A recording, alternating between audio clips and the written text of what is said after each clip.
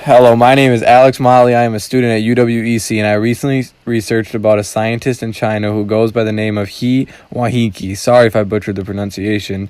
He claims to have helped make the first designer baby. This is a huge step in our world that we call home. A designer baby is the slang word for genetically modified babies. For those who do not know what I am talking about, a genetically modified baby is when a scientist uses the CRISPR-Cas9, which is a tool and method of implanting bacterium into a genome of an embryo that can basically alter genes by connection of a new helix, and not just in a test tube, but now, as we know, in human life. The scientist edited the embryo of two twin girls to make them resistant to HIV. This seems like a good thing to be able to stop disease in the human race, but then we have to think about a slippery slope. How far will our society let this go? Is it acceptable for a deaf mom to make her offspring deaf just so that the offspring is more like herself? Or what if a kid gets genetically modified just to be an organ donor for their older sibling?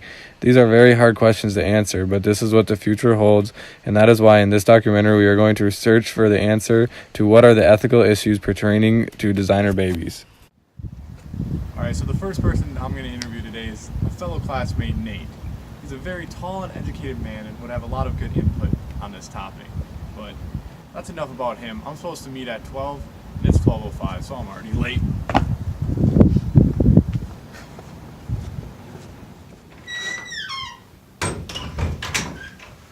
Hello, Nate. I'm Alex. Nice to meet you, Alex. Nice to meet you, too. You ready for this interview? Yes, sir. So, Nate, after your research, what all problems do you see with designer babies? Well, there are many problems that can come with modifications to human life like that. The one that concerns me the most is the outcome of society that comes along with such advancements to the human race. For instance, say one half of the population in the future is designer babies with genes modified to be smart and be in the image of a perfect human.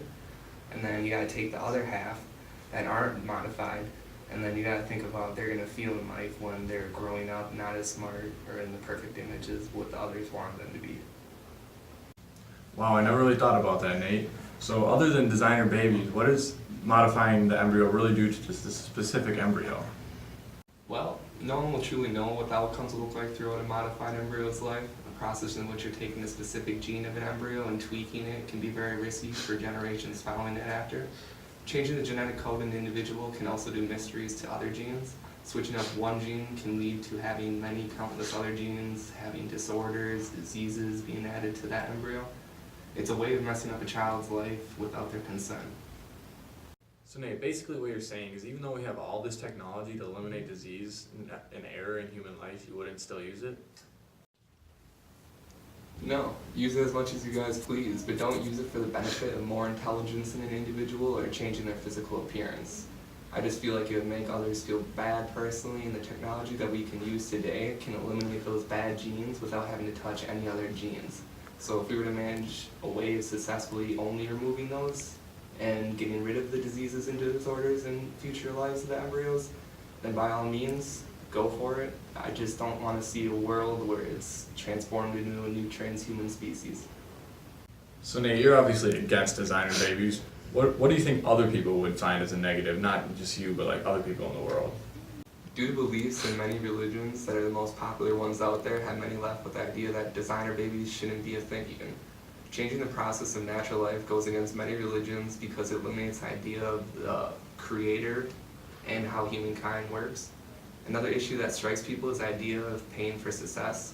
For hundreds of years, for people receiving heritable assets down in generations has always made that family more successful.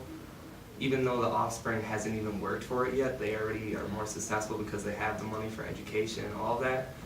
So having designer babies will put that concept into our society by allowing the people that were fortunate enough to be modified and had the money to perform more efficient in life as others, creating an unbalanced society.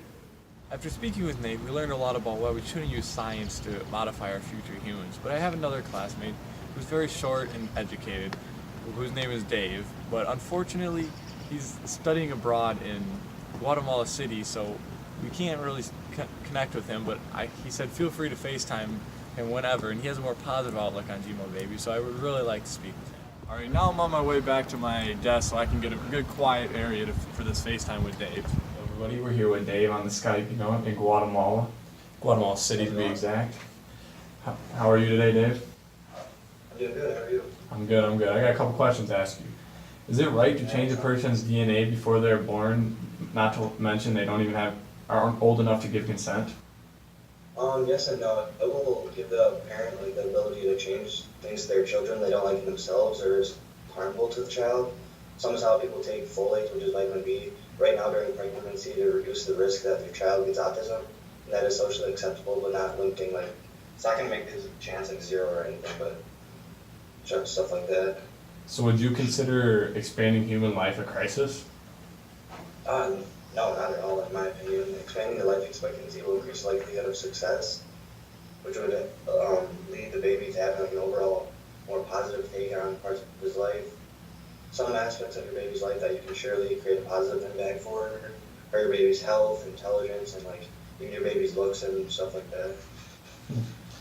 So do designer babies reduce the risk of mental illness at all? Oh yeah, there's a few things they reduce: anemia, cancer, which is a huge one, obesity, and much more. So since we've seen perfection in technology, do you think we can see that in the human race in the years to come? Oh yeah, I mean now that like technology is like perfected, I feel like with the technology we have now, like I feel like it'd be like super easy just like make like the fate of a baby like longer, like it's like the technology that we have now could easily like make that stuff happen. So I think it'd be yeah. So then, I was talking to Nate, and he kind of talked about a term, the slippery slope. How do you think that comes into play with the Gmobabies? In my personal opinion, I don't see why it is that big of a deal for a parent to choose the genes of their children because I feel like it's no different than like in today's society how like parents already like decide what you're gonna do and like what sports you're gonna play and stuff like that because like of their childhood. So like I don't think it's a big deal at all whatsoever. All right, thank you. Thanks for your questions. They're very helpful. Yeah, no problem. Peace. After interviewing my fellow classmates, I have walked away with more information regarding the positives and negatives to genetically modified babies. Although genetic modification could potentially create a healthier human race and modify unfortunate genetic genes, we have to discover the morality of this new scientific discovery. I hope you have learned something new and interesting about the genetic modification of babies, and I am now on my way to Texas to further my research on this topic, and I would like to personally thank you for coming along with us on this journey, and we hope you join us next week for the Texas edition.